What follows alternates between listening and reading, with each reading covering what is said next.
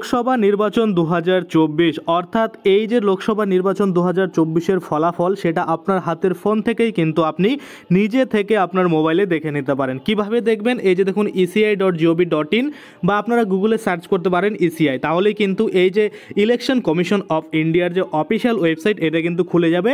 এবং এটা খুলে গেলে আপনাদের একটু নিচের দিকে স্ক্রল করে আসতে হবে। আর এখানে দেখুন একটা জিনিস ব্লিঙ্ক করছে, সেটা হচ্ছে জেনারেল ইলেকশন রেজাল্ট 2024। এখানে আপনাদের ক্লিক করতে হবে। এখানে যখনই ক্লিক করে দিবেন তখনই কিন্তু এখানে খুলে যাবে পার্লামেন্টারি যে 543 কনস্টিটিউন্সি রয়েছে, এখানে কিন্তু আপনাকে ক্লিক করতে হবে। এখানে যখনই ক্লিক করে দিবেন তখনই দেখতে পাবেন এখানে কিন্তু আপনি চাইলে স্টেট ওয়াইজ কিন্তু দেখতে পারেন, না হলে কিন্তু অল ওভার ইন্ডিয়াও আপনি দেখতে পারেন। তো আমরা প্রথমত অল ওভার ইন্ডিয়াতে দেখি, তারপরে কিন্তু আমরা স্টেট ওয়াইজও দেখব।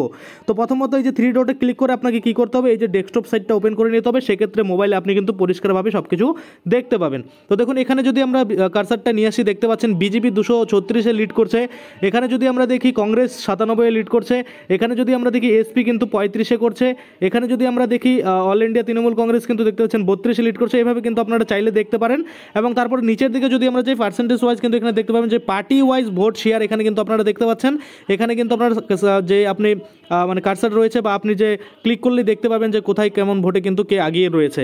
তারপরে যদি আপনারা এখানে দেখেন যে পার্টি ওয়াইজ রেজাল্ট স্ট্যাটাস কি রয়েছে, এখানে কিন্তু আপনারা দেখতে পাবেন। এখান থেকে কিন্তু আপনারা দেখে নিতে পারেন যে কে কোথায় কত লিড করছে বা কোথা থেকে কে কিন্তু কতটা এগিয়ে রয়েছে। আশা করি আপনারা বুঝতে পারছেন। তারপরে যদি আপনি চান যে আপনি স্টেট ওয়াইজ দেখবেন, ধরুন আমি ওয়েস্ট বেঙ্গলে দেখতে চাই, সেক্ষেত্রে এখানে ওয়েস্ট বেঙ্গল কিন্তু আপনাকে সিলেক্ট করতে হবে। যখনই ওয়েস্ট বেঙ্গল সিলেক্ট করলাম তখনই কিন্তু দেখিয়ে দিবে যে টোটাল কনস্টিটিউন্সি কি কতগুলো রয়েছে, কতগুলো সিট রয়েছে, আসন সংখ্যা কতগুলো রয়েছে দেখতে পাচ্ছেন। পিসি যেটা আপনারা দেখতে পাচ্ছেন 42টা রয়েছে। তার মধ্যে কিন্তু অল ইন্ডিয়া তৃণমূল কংগ্রেস আপনারা দেখতে পাচ্ছেন 32টা আসনে কিন্তু এগিয়ে রয়েছে এবং বিজেপি কিন্তু 9টা আসনে এগিয়ে রয়েছে এবং all India national Trinamool Congress যেটা রয়েছে, তৃণমূল কংগ্রেস বলছি, কংগ্রেস যেটা রয়েছে সেটা কিন্তু একটা আসনে এগিয়ে রয়েছে। তারপরে যদি আমরা নিচের দিকে একটু যাই, এখানে আপনারা পার্টি ওয়াইজ রেজাল্ট কিন্তু এখানে দেখতে পাবেন। আপাতত লিডিং করছে কে কততে সেটা কিন্তু দেখাচ্ছে। যেরকম অল ইন্ডিয়া তৃণমূল কংগ্রেস কিন্তু 32-এ লিডিং করছে, আর এখানে ভারতীয় জনতা পার্টি কিন্তু 9-এ করছে, আর এখানে কংগ্রেস কিন্তু 1-এর মধ্যে করছে। তাছাড়া আপনারা যদি চান যে আপনাদের মানে ক্যান্ডিডেট ওয়াইজ আপনারা দেখতে চান, সেক্ষেত্রেও কিন্তু আপনারা দেখতে পাবেন। ধরুন আমি রায়গঞ্জের ক্যান্ডিডেট যে রয়েছে তাদেরও দেখতে চাই, সেক্ষেত্রে আমরা যদি দেখুন এখানে রায়গঞ্জ সিলেক্ট করে দিলাম, আপনারা দেখতে পাচ্ছেন যে PC5 এখানে রয়েছে, সেটা কিন্তু আমি রায়গঞ্জ সিলেক্ট করলাম এবং এখান থেকে আপনারা কিন্তু এরকম ছবি সহ দেখতে পারেন। চাইলে কিন্তু আপনারা ছবি সহ সারা কিন্তু এখানে টেবিল ওয়াইজ কিন্তু দেখতে পারেন। তো আমি টেবিল ওয়াইজ করে নিলাম, সেক্ষেত্রে কিন্তু আপনারা ভালো করে বুঝতে পারবেন। তো দেখুন এখানে পরিষ্কারভাবে বলা রয়েছে সিরিয়াল নাম্বার 1 রয়েছে, ক্যান্ডিডেট কিন্তু কৃষ্ণ কল্যাণী রয়েছে, কল্যাণী কৃষ্ণ রয়েছে, অল ইন্ডিয়া তৃণমূল কংগ্রেসের প্রার্থী বা পার্টি। আপনারা দেখতে পাচ্ছেন ইভিএম ভোট কত পেয়েছে সেটা কিন্তু এখানে লেখা রয়েছে এবং সাথে সাথে কিন্তু এখানে টোটাল ভোট কত রয়েছে সেটা লেখা রয়েছে এবং vote of percentage of vote কত রয়েছে সেটা কিন্তু এখানে লেখা রয়েছে।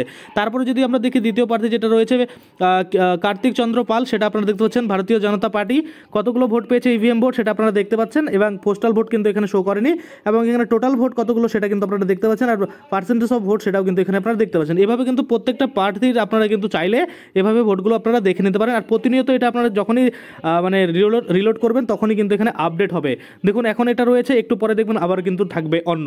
সেক্ষেত্রে আপনি আপনার যে লোকাল ক্যান্ডিডেট রয়েছে সেখানকার কিন্তু আপনি দেখতে পারেন, আপনার ডিস্ট্রিক্টে যে ক্যান্ডিডেট রয়েছে তাদের কিন্তু আপনারা দেখতে পারেন যা বা পার্লামেন্টারি কনস্টিটিউশনসি যেটা রয়েছে অর্থাৎ আপনার পিসি ওয়াইজ কিন্তু আপনারা এখানে দেখতে পারবেন।